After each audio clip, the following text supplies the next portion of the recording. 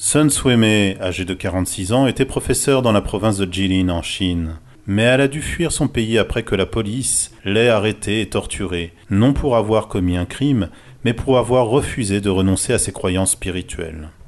Sun pratique le Falun Gong, une discipline spirituelle qui inclut la méditation et des enseignements de principes moraux.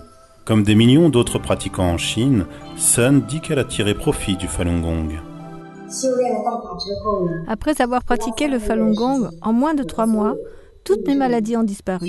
J'étais très excitée à l'époque et j'ai pensé que le Falun Gong était tout simplement incroyable.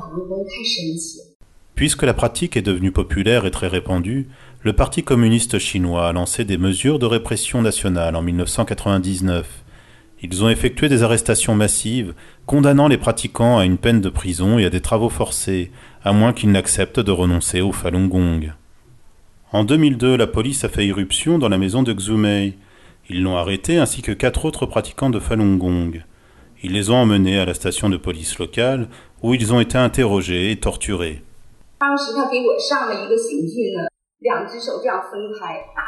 Ils ont utilisé ce dispositif de torture sur moi. Ils ont menotté mes mains et maintenu mes bras en l'air, ouverts comme ça avec 2 tuyaux de chaque côté. Quand ils tiraient sur les tuyaux, mes pieds touchaient à peine le sol. Aussitôt, les menottes se sont creusées dans mes poignets. En quelques minutes, mes mains sont devenues toutes noires. Cette douleur est indescriptible. Selon le centre d'information du Falun Dafa, la torture physique est une méthode couramment utilisée par la police chinoise et les gardiens de prison pour forcer les pratiquants du Falun Gong à renoncer à la pratique.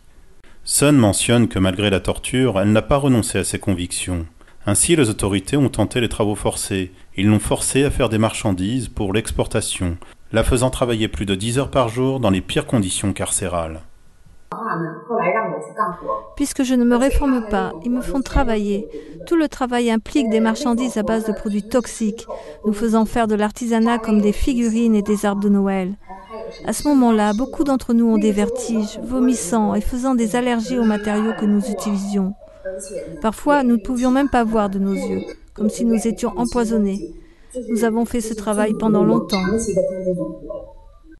En définitive, Sun a été arrêtée à 6 reprises entre 1999 et 2007, mais elle a toujours refusé de renoncer à ses croyances, restant ferme dans sa pratique du Falun Gong.